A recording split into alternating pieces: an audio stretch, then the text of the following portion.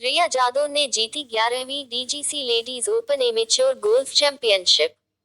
रिया जादव ने 7 अप्रैल 2022 को DGC ladies open amateur golf championship का 11वां संस्करण जीता। उन्होंने अपनी बड़ी बहन लावण्या जादव को 232, 78, 80, 74 के खिताबी स्कोर से हराया।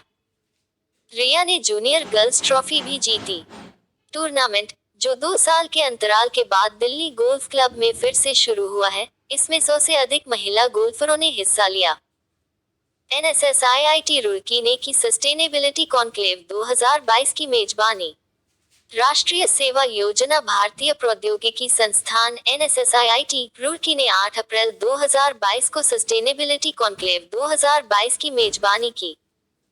कॉन्क्लेव का आयोजन और क्वोट यर्निंग फॉर वायबिलिटी और क्वोट विषय वस्तु के तहत किया गया था। उत्तराखंड के मुख्यमंत्री पुष्कर सिंह धामी ने टैक्सार्थी योजना शुरू की, जो तकनीकी रूप से ध्वनि समाधान अपनाने में मदद करने के लिए उद्योगों पर ध्यान केंद्रित करेगी और क्वोट लोकल टू ग्लोबल और क्वोट के उद्देश्य को साकार करेगी। दुनिया के शीर्ष विश्वविद्यालयों में से एक है आईआईटी खड़गपुर। इंजीनियरिंग के क्षेत्र में कई विषयों के अध्ययन के लिए आईआईटी खड़गपुर को दुनिया के शीर्ष विश्वविद्यालयों में से एक के रूप में नामित किया गया है। संस्थान 2022 में 37वें स्थान पर रहा, जो कि खनिज एवं खनन इंजीनियरिंग में 2021 में 44वें स्थान से बेहतर है। सब्जेक्ट 2022 के अनुसार 12वीं क्यूएस वर्ल्ड यूनिवर्सिटी रैंकिंग के अनुसार इंजीनियरिंग एवं प्रौद्योगिकी में यह दुनिया में 100 पहले और भारत में तीसरे स्थान पर है। सरकारी कार्यक्रम के तहत सरकार ने दी फोर्टिफाइड चावल वितरित करने की योजना को मंजूरी। कैबिनेट ने 3 चरणों में सरकारी कार्यक्रमों के तहत फोर्टिफाइड चावल वितरित करने की योजना को मंजूरी दी है। पहले चरण में समेकित बाल विकास सेवाओं और प्रधानमंत्री पोषण कार्यक्रमों के तहत फोर्टिफाइड चावल का वितरण किया जा रहा है। चावल के फोर्टिफिकेशन की पूरी लागत लगभग 2,700 करोड़ रुपए प्रति वर्ष है और केंद्र सरकार द्वारा इसका वहन किया जाएगा। एडीबी फ्रांसीसी फर्म एलडीसी ने छोटे किसानों की मदद हेतु $100 के ऋण के लिए किया समझौता। एडीबी और फ्रांसीसी फर्म एलडीसी ने $100 मिलियन करीब 760 करोड़ रुपए के ऋण समझौते पर हस्ताक्षर किए हैं।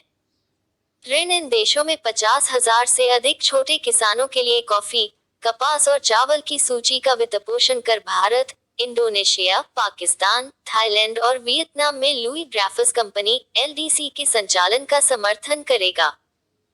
यह छोटे किसानों के लिए खाद्य आपूर्ति श्रृंखला और विश्वसनीय आय को सुरक्षित रखने में मदद करेगा। 57वां सीआरपीएफ वीरता दिवस 9 अप्रैल 2022। सीआरपीएफ वीरता दिवस हर साल 9 अप्रैल को गुजरात के कच्छ के रण में सरदार पोस्ट पर लड़ाई की याद में मनाया जाता है। 9 अप्रैल 1965 को एक पूर्ण पाकिस्तानी सैन्य ब्रिगेड के हमले को सीआरपीएफ की केवल 2 कंपनियों ने खदेड़ दिया। उस रात सीआरपीएफ ने अपने 6 वीर जवानों को खो दिया था। 1939 में केंद्रीय रिजर्व पुलिस बल सीआरपीएफ अस्तित्व में आया। 2022 world press photo of the year घोषित। पूर्व कमलूप्स इंडियन रेसिडेंशियल स्कूल के पास में ली गई एक तस्वीर को 2022 world press photo of the year के रूप में चुना गया है। प्रतियोगिता के 67 साल के इतिहास में पहली बार world press photo of the year एक ऐसी तस्वीर है जिसमें कोई व्यक्ति नहीं है। यह तस्वीर एडमॉन्टन के एक फोटोग्राफर एम्बर ब्रेकेन द्वारा ली गई थी, जो कमलूप्स इंडियन रेसिडेंशियल स्कूल में मरने वाले बच्चों की याद दिलाता है। अंतरराष्ट्रीय बुकर पुरस्कार के लिए चुना गया टॉम्ब ऑफ सैंड। लेखक गीतांजलि श्री का उपन्यास टॉम्ब ऑफ सैंड अंतरराष्ट्रीय बुकर पुरस्कार के लिए चुने जाने वाली पहली हिंदी भाषा की कृति बन गई है। डेजी रॉकवेल द्वारा अंग्रेजी में अनुवादित पुस्तक दुनिया भर के 5 अन्य शीर्षकों के साथ प्रतिस्पर्धा करेगी। इस पुरस्कार में 50,000 पाउंड का साहित्यिक पुरस्कार दिया जाता है, जो लेखक और अनुवादक के बीच समान रूप से विभाजित होता है। सीनेट ने की केतनजी ब्राउन को एससी में बैठने वाली पहली अश्वेत महिला के रूप में पुष्टि। संयुक्त राज्य अमेरिका की सीनेट ने केतनजी ब्राउन जैक्सन को देश की सर्वोच्च अदालत में बैठने वाली पहली अश्वेत महिला के रूप में पुष्टि की है। वर्तमान में DC circuit court of appeals की जज जैक्सन सुप्रीम कोर्ट के सेवानिवृत्त जज स्टीफन ब्रेयर की जगह लेंगी। थरगूड मार्शल और क्लेरेंस थॉमस और छठी महिला के बाद जज जैक्सन तीसरी अश्वेत जज होंगी। भारतीय नौसेना के एयर क्रू के पहले बैच ने किया असम प्रशिक्षण पूरा। भारतीय नौसेना के वायुकर्मी दल के पहले बैच ने अप्रैल 22 में MH-60 रोमियो बहुभूमिका हेलीकॉप्टरों को संचालित करने के लिए अमेरिका में अपना प्रशिक्षण पूरा कर लिया है। 10 महीने के लंबे पाठ्यक्रम में MH-60R पर रूपांतरण प्रशिक्षण और अन्य उन्नत योग्यताएं शामिल थी। भारत विदेशी सैन्य बिक्री के ढांचे के तहत अमेरिकी सरकार के साथ लगभग 15,000 करोड़ रुपए के सौदे के तहत 24 MH-60R हेलीकॉप्टर खरीद रहा है। चीन ने किया पृथ्वी अवलोकन के लिए नया उपग्रह सफलतापूर्वक लॉन्च। चीन ने 7 अप्रैल 2022 को सफलतापूर्वक एक नया पृथ्वी अवलोकन उपग्रह लॉन्च किया। GOFEN 303 को लॉन्ग मार्च 4C रॉकेट द्वारा जियोक्वान सैटेलाइट लॉन्च सेंटर से लॉन्च किया गया था और यह सफलतापूर्वक नियोजित कक्षा में प्रवेश कर गया है। यह एक भूमि समुद्र रडार उपग्रह तारामंडल बनाने के लिए कक्षा GOFEN 3 और GOFEN 302 उपग्रहों के साथ नेटवर्क किया जाएगा और सिंथेटिक एपर्चर रडार प्रतिबिंबों को कैप्चर करेगा। ऑयल ने किए ओम क्लीन टेक प्राइवेट लिमिटेड के साथ ऊष्मान समझौते पर हस्ताक्षर। ऑयल इंडिया लिमिटेड ऑयल ने स्टार्टअप ओम क्लीन टेक प्राइवेट लिमिटेड के साथ एक ऊष्मान समझौते पर हस्ताक्षर किए हैं। इसे 9M हाइड्रोजन फ्यूल सेल संचालित बस और एक लिक्विड ऑर्गेनिक हाइड्रोजन करियर समाधान के डिजाइन, एकीकरण और विकास के लिए हस्ताक्षरित किया गया है। स्टार्टअप का मार्गदर्शन और पोषण IIT गुवाहाटी के तहत किया जाएगा। ऑयल ने पहले ही हाइड्रोजन उत्पादन और सम्मिश्रण के लिए एक पायलट परियोजना शुरू कर दी है। DRDO ने किया सॉलिड फ्यूल डिक्टेड रैमसेट तकनीक का सफलतापूर्वक परीक्षण। DRDO ने 8 अप्रैल 2022 को ओडिशा के तट पर एकीकृत परीक्षण रेंज इटर चांदीपुर में सॉलिड फ्यूल डिक्टेड रैमसेट SFDR बूस्टर का सफलतापूर्वक परीक्षण किया। SFDR आधारित प्रणोदन मिसाइल को सुपरसोनिक गति से बहुत लंबी दूरी पर हवाई खतरों को रोकने में सक्षम बनाता है। SFDR को रक्षा अनुसंधान एवं विकास प्रयोगशाला, हैदराबाद द्वारा विकसित किया गया है। 9 अप्रैल 2022 को प्रदान किए जाएंगे संगीत नाटक अकादमी पुरस्कार। 43 प्रख्यात कलाकारों को 9 अप्रैल 2022 को संगीत नाटक अकादमी फेलोशिप और 2018 के लिए संगीत नाटक पुरस्कार प्रदान किए जाएंगे। ललित कला अकादमी की फेलोशिप और 2021 के राष्ट्रीय पुरस्कार 23 लोगों को दिए जाएंगे। उपराष्ट्रपति वेंकैया नायडू फेलोशिप और पुरस्कार प्रदान करेंगे। इसी दिन 62वीं राष्ट्रीय कला प्रदर्शनी का भी उद्घाटन किया जाएगा। केंद्रीय मंत्रिमंडल ने दी अटल इनोवेशन मिशन के विस्तार को मंजूरी। केंद्रीय मंत्रिमंडल ने मार्च 2023 तक अटल इनोवेशन मिशन एम को जारी रखने की मंजूरी दी है। यह 10,000 अटल टिंकरिंग लैब्स ATL और 101 अटल इंक्यूबेशन सेंटर स्थापित करेगा। एम का उद्देश्य स्कूल, विश्वविद्यालय और उद्योग स्तरों पर हस्तक्षेप के माध्यम से देश भर में नवाचार और उद्यमिता का एक पारितंत्र बनाना और बढ़ावा देना है। कैबिनेट ने दी सेबी और FRC के बीच द्विपक्षीय समझौता ज्ञापन पर हस्ताक्षर को मंजूरी। कैबिनेट ने भारतीय प्रतिभूति और विनिमय बोर्ड सेबी और वित्तीय नियामक आयोग मंगोलिया FRC के बीच एक द्विपक्षीय समझौता ज्ञापन पर हस्ताक्षर करने के प्रस्ताव को मंजूरी दे दी है। समझौता ज्ञापन सूचना साझाकरण ढांचे को मजबूत करने में योगदान देगा, जिससे प्रतिभूति कानूनों को प्रभावी ढंग से लागू किया जा सकेगा। FRC एक संसदीय प्राधिकरण है जो गैर बैंक क्षेत्र की निगरानी और विनियमन के लिए अनिवार्य है। RBI ने एक्सिस बैंक, IDBI बैंक पर लगाया जुर्माना। भारतीय रिजर्व बैंक ने KYC दिशा निर्देशों से संबंधित विभिन्न उल्लंघनों के लिए एक्सिस बैंक पर 93 लाख रुपए का जुर्माना लगाया है। केंद्रीय बैंक ने IDBI बैंक पर 90 लाख रुपए का जुर्माना भी लगाया है। IDBI बैंक को वाणिज्यिक बैंकों और चुनिंदा वित्तीय संस्थानों द्वारा धोखाधड़ी, वर्गीकरण और रिपोर्टिंग पर निर्देशों का अनुपालन न करने के लिए दंडित किया गया है। NRSC और UIDAI के बीच तकनीकी सहयोग समझौता। भारतीय विशिष्ट पहचान प्राधिकरण (UIDAI) ने इलेक्ट्रॉनिक्स और सूचना प्रौद्योगिकी मंत्रालय (METI) और राष्ट्रीय remote sensing centre (NRSC) ISRO के साथ एक समझौता ज्ञापन पर हस्ताक्षर किए हैं। यह भारत भर में आधार केंद्रों की जानकारी और स्थान प्रदान करने के लिए भुवन आधार पोर्टल विकसित करेगा। भुवन आधार केंद्रों के लिए संपूर्ण भौगोलिक सूचना भंडारण की सुविधा प्रदान करेगा। विप्रो ने किया अनीस चेंचा को APMEA का CEO नियुक्त। विप्रो लिमिटेड ने अनीस चेंचा को विप्रो के कार्यकारी बोर्ड के सदस्य और मुख्य कार्यकारी अधिकारी APMEA एशिया प्रशांत, भारत, मध्य पूर्व और अफ्रीका के रूप में नियुक्त किया है। इससे पहले उन्होंने कैपजेमिनी के साथ इसकी व्यावसायिक सेवाओं के वैश्विक CEO और समूह कार्यकारी समिति के सदस्य के रूप में काम किया। उन्होंने पूरे यूरोप और मध्य पूर्व में कैपजेमिनी फाइनेंशियल सर्विसेज में विभिन्न नेतृत्व भूमिकाएं निभाई। ब्लॉक डील के जरिए HDFC ने बेची बंधन बैंक में 3.08% हिस्सेदारी। HDFC लिमिटेड ने खुले बाजार लेनदेन के माध्यम से बंधन बैंक में 3.08% हिस्सेदारी बेचकर 1,522 करोड़ रुपए जुटाए हैं। इसने बंधन की चुकता शेयर पूंजी के 4.94% का प्रतिनिधित्व करते हुए 7,96,32,349 इक्विटी शेयर बेचे हैं, जिसमें 8 अप्रैल 2022 को किए गए बंधन की चुकता शेयर पूंजी के 4,96,32,349 इक्विटी शेयरों की बिक्री शामिल है। HDFC के पास अब बंधन की चुकता शेयर पूंजी का 4.95% हिस्सा है। दिल्ली सरकार द्वारा संचालित IGDTUW ने किया मलेशियाई विश्वविद्यालय के साथ समझौता। दिल्ली सरकार द्वारा संचालित इंदिरा गांधी दिल्ली महिला तकनीकी विश्वविद्यालय ने यूनिवर्सिटी मलेशिया पर्लिस के साथ एक समझौते पर हस्ताक्षर किए हैं। यह विज्ञान और प्रौद्योगिकी के क्षेत्र में द्विपक्षीय अनुसंधान के अवसरों को बढ़ावा देगा। इस समझौते के तहत दोनों विश्वविद्यालयों में द्विपक्षीय अनुसंधान के अवसरों और संयुक्त अंतर्राष्ट्रीय सम्मेलनों के साथ साथ छात्र और शिक्षकों के आदान प्रदान का प्रावधान है।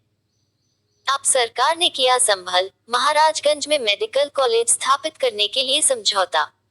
उत्तर प्रदेश सरकार ने सार्वजनिक निजी भागीदारी मोड के तहत राज्य के संभल और महाराजगंज जिलों में मेडिकल कॉलेज स्थापित करने के लिए एक समझौता ज्ञापन पर हस्ताक्षर किए हैं।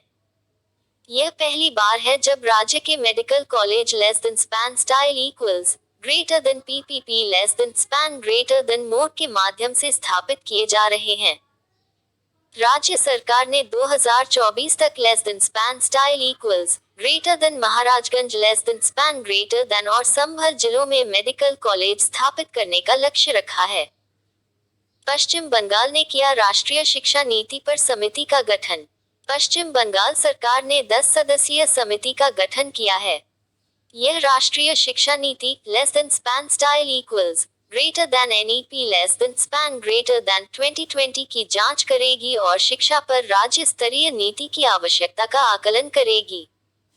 समिति केंद्र द्वारा (span style equals greater than NEP (span greater than 2020) के अनावरण के बाद शिक्षा क्षेत्र में महाराष्ट्र और केरल जैसे राज्यों द्वारा उठाए गए कदमों का मूल्यांकन करेगी। विश्व बैंक AIIB गुजरात सरकार को देंगे 7,500 करोड़ रुपए का ऋण। विश्व बैंक और Asian infrastructure investment bank AIIB Gujarat सरकार के mission school of excellence project के लिए 7,500 करोड़ रुपए का ऋण प्रदान करेगा। इस परियोजना का उद्देश्य राज्य में शिक्षा की गुणवत्ता में सुधार करना है। इसके तहत राज्य सरकार अगले 5 वर्षों में 10,000 करोड़ रुपए खर्च करेगी और राज्य के सभी 35,133 सरकारी और 5,847 अनुदान प्राप्त स्कूलों को कवर करेगी। RBI ने वित्त वर्ष 2022-23 के लिए मुद्रास्फीति दर के 5.7% पर रहने का लगाया अनुमान।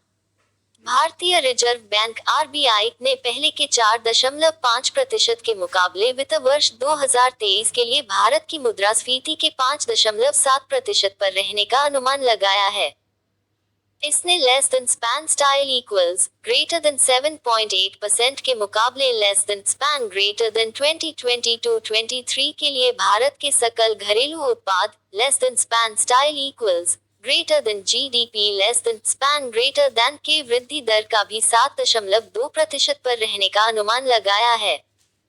आरबीआई के गवर्नर शक्तिकांत दास ने 2022-23 के लिए सीपीआई मुद्रास्फीति का अनुमान भी बढ़ाकर 5.7% कर दिया, जो कि 2021-22 में 4.5% था।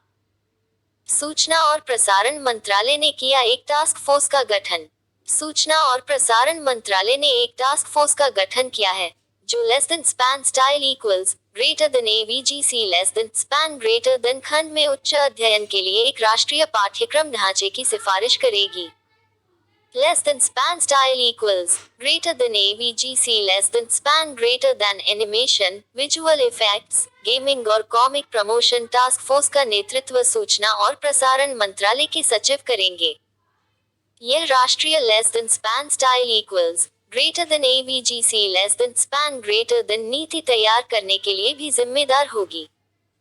सरकार ने 14 राज्यों को जारी किया 7,183 करोड़ रुपए का राजस्व घाटा अनुदान। Less than span style equals greater than सरकार द्वारा 14 राज्यों को less than span greater than हस्तांतरण के बाद राजस्व घाटा less than span style equals greater than PDRD less than span greater than अनुदान की 7,183.42 करोड़ रुपए की less than span style equals greater than पहली मासिक किस्त less than span greater than जारी की गई। ये राज्य आंध्र प्रदेश, असम, हिमाचल प्रदेश, केरल, मणिपुर, मेघालय, मिजोरम, नागालैंड, पंजाब, राजस्थान, सिक्किम, त्रिपुरा, उत्तराखंड और पश्चिम बंगाल हैं। यह अनुदान 5वें वित्त आयोग की सिफारिशों के अनुसार जारी किया गया है। आरबीआई ने रेपो रेट को 4% और रिवर्स रेपो रेट को 3.35% पर रखा परिवर्तित। भारतीय रिजर्व बैंक ने अपनी मौद्रिक नीति समीक्षा में रेपो रेट को 4% और रिवर्स रेपो रेट को 3.35% पर अपरिवर्तित रखा है। सीमांत स्थायी सुविधा एमएसएफ दर और बैंक दर 4.25% पर अपरिवर्तित रहा। इसके अलावा चल निधि समायोजन सुविधा एलएएफ के दायरे को less than span style equals greater then महामारी से पहले की स्थिति तक पुनः स्थापित करने के लिए less than span greater then 50 आधार अंकों तक सुधार करने का निर्णय लिया गया है। यूनेस्को कोष के लिए जारी किया गया भारत का $72,124 का योगदान। युवा कार्यक्रम और खेल मंत्रालय ने 2022 में खेल में डोपिंग को रोकने के लिए less than span style equals greater than UNESCO less than span greater than कोष में भारत के 72,124 less than span style equals greater than अमेरिकी less than span greater than dollar के योगदान को जारी किया। यह काफी बड़ा हुआ योगदान है, जो कि less than span style equals greater than निर्धारित मूल्य से less than span greater than style equals greater than दोगुना है। Less than span greater than 2021 में पहली बार less than span style equals greater than युवा कार्यक्रम और खेल मंत्रालय less than span greater than ने less than span style equals greater than UNESCO less than span greater than से प्राप्त अनुरोध के आधार पर less than span style equals greater than UNESCO less than span greater than कोष में 28,172 अमेरिकी dollar का योगदान दिया था। सेना आयुक्त कोर का 247वां स्थापना दिवस 8 अप्रैल 2022 को सेना आयुक्त कोर ने अपना 247वां स्थापना दिवस मनाया। 8 अप्रैल 1775 को board of less than span style equals greater than ordinance less than span greater than और की स्थापना के साथ यह कोर अस्तित्व में आया था। इसे एक बड़ी और जटिल सूची के प्रबंधन और सेना को रसद सहायता प्रदान करने का कार्य सौंपा गया है। Lieutenant general less than span style equals greater than RKS less than span greater than Kushwaha आयुक्त सेवा के less than span style equals greater than महानिदेशक less than span greater than है। कुछ विद्युत उपकरणों को प्रमाणित करने के लिए छपरी को मिली एनएबीसीबी की मान्यता। केंद्रीय विद्युत अनुसंधान संस्थान छपरी को कुछ विद्युत उपकरणों को प्रमाणित करने के लिए राष्ट्रीय प्रत्यायन बोर्ड से प्रमाणन निकायों के रूप में मान्यता प्राप्त हुई है। छपरी से परीक्षण प्रमाण पत्र प्राप्त करने वाले निर्माता भारत के बाहर किसी अन्य निकाय द्वारा पुनः परीक्षण या प्रमाणीकरण की आवश्यकता के बिना अपने उत्पादों का निर्यात करने में सक्षम होंगे। छपरी विद्युत मंत्रालय के अंतर्गत आता है। संत नामदेव राष्ट्रीय पुरस्कार से सम्मानित हुए सत्यपाल मलिक।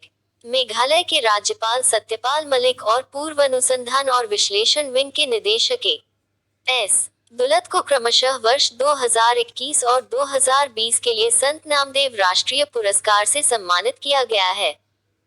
उन्हें पुणे स्थित गैर सरकारी संगठन सरहद द्वारा सम्मानित किया गया। सरहद एक सामाजिक, सांस्कृतिक और शैक्षिक संगठन है जो भारत के सीमावर्ती क्षेत्रों में संघर्ष प्रभावित लोगों के कल्याण के लिए समर्पित है। यूनियन बैंक ने किया सुपर ऐप अन्य next digital project SMBHAV launch. Union bank of India ने अन्य नेक्स्ट नाम से अपना सुपर ऐप और digital transformation project SMBHAV launch किया है। इसे चालू वित्त वर्ष 2022-23 FY23 के लिए लगभग 1000 करोड़ रुपए के निवेश परिव्यय के साथ लॉन्च किया गया है। यह बैंकिंग सुपर ऐप अनिवार्य रूप से एक ही प्लेटफॉर्म पर भुगतान, बिल भुगतान, रिचार्ज, निवेश, ऋण और फंड ट्रांसफर जैसी कई सेवाओं को जोड़ती है। RBI ने DCB बैंक के रूप में मुरली नटराजन की पुनः नियुक्ति को दी मंजूरी। भारतीय रिजर्व बैंक RBI ने मुरली नटराजन को DCB बैंक के MD और CEO के रूप में 2 साल की अवधि के लिए 29 अप्रैल 2022 से 28 अप्रैल 2024 तक पुनः नियुक्त करने की मंजूरी दे दी है। नटराजन अप्रैल 2009 से बैंक के MD और CEO हैं। 2024 में वह बैंक के नेतृत्व में 15 साल पूरे करेंगे। RBI ने बैंक के मुख्य कार्यकारी अधिकारियों के कार्यकाल को 15 साल तक सीमित कर दिया है। वित्त वर्ष 22 में भारत का व्यापार घाटा 87.5% बढ़ा। सरकारी आंकड़े। सरकारी आंकड़ों के अनुसार भारत का व्यापार घाटा 2021-22 में 87.55% बढ़कर 192.41 अरब डॉलर हो गया, जो 2020-2021 में 102.63 अरब डॉलर था, जहां कुल निर्यात बढ़कर 417.81 अरब डॉलर के रिकॉर्ड उच्च स्तर पर पहुंच गया। वहीं आयात भी बढ़कर 610.22 अरब डॉलर हो गया, जिससे व्यापार में 192.41 अरब डॉलर का अंतर रह गया है।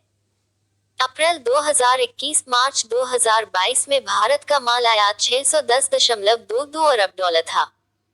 फिनटेक पारतंत्र को मजबूत करने के लिए IFSCA और GVFL लिमिटेड के बीच समझौता। अंतरराष्ट्रीय वित्तीय सेवा केंद्र प्राधिकरण IFSCA और GVFL लिमिटेड ने गिफ्ट सिटी, गुजरात में IFSCA के कार्यालय में एक समझौता ज्ञापन पर हस्ताक्षर किए। गिफ्ट IFSC में फिनटेक पारतंत्र को समर्थन और सुविधा प्रदान करने के लिए सहयोग और सहभागिता के लिए इस पर हस्ताक्षर किए गए हैं। IFSCA एक एकीकृत नियामक है जो IFSC में वित्तीय उत्पादों, वित्तीय सेवाओं और संस्थानों के विकास और विनियमन के लिए जिम्मेदार है। डिजिटल बैंकिंग इकाइयों के लिए भारतीय रिजर्व बैंक ने किए दिशा निर्देश जारी। भारतीय रिजर्व बैंक RBI ने 7 अप्रैल 2022 को और कोड डिजिटल बैंकिंग इकाइयों DBU की स्थापना और कोड पर दिशा निर्देश जारी किए। यह केंद्रीय बजट 2022-23 में 75 जिलों में 75 DBU स्थापित करने की घोषणा का हिस्सा है। DBU डिजिटल बैंकिंग उत्पादों और सेवाओं को वितरित करने के लिए कुछ न्यूनतम डिजिटल बुनियादी ढांचे के आवास के लिए विशिष्ट निश्चित बिंदु व्यावसायिक इकाइयां केंद्र हैं। संयुक्त राष्ट्र सभा ने दी रूस को मानवाधिकार परिषद से निलंबित करने की मंजूरी। संयुक्त राष्ट्र महासभा ने रूस को विश्व निकाय की प्रमुख मानवाधिकार परिषद से निलंबित करने के प्रस्ताव को मंजूरी दे दी है। अमेरिका द्वारा शुरू किए गए प्रस्ताव के पक्ष में 93 वोट मिले, जबकि 24 देशों ने वोट नहीं दिया और भारत सहित 58 देशों ने भाग नहीं लिया।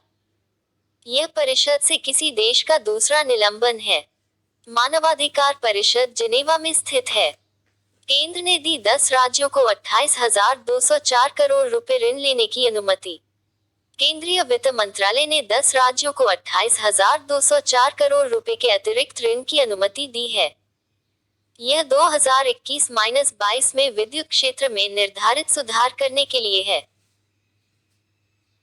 केंद्र ने दी 10 राज्यों को 28,204 करोड़ रुपए ऋण लेने की अनुमति। केंद्रीय वित्त मंत्रालय ने 10 राज्यों को 28,204 करोड़ रुपए के अतिरिक्त ऋण की अनुमति दी है। यह 2021-22 में विद्युत क्षेत्र में निर्धारित सुधार करने के लिए है। तमिलनाडु को 7,054 करोड़ रुपए की उच्चतम अतिरिक्त राशि ऋण लेने की अनुमति दी गई। इसके बाद उत्तर प्रदेश को 6,823 करोड़ रुपए अधिक और आंध्र प्रदेश